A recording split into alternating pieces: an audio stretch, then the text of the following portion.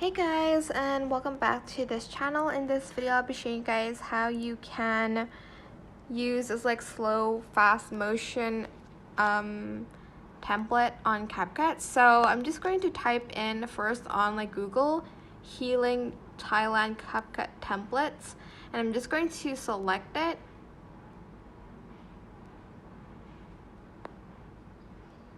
And I'm just going to wait for it to load. Then you're going to select this one specifically, select use template in Capcut. Select open, and it's just going to redirect you to that link. Then you're going to select use template.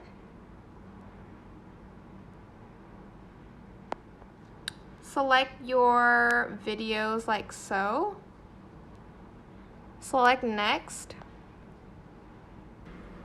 So unfortunately I can't really play it because I think it uses some pro features, but the result will be the same as a template.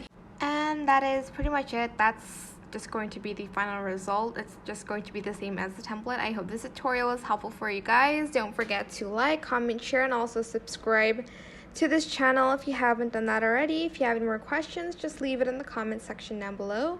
I'll try my best to answer them all for you guys. And if you found this video helpful, please click the thanks button as well. That is it. Thank you so much for watching. Bye!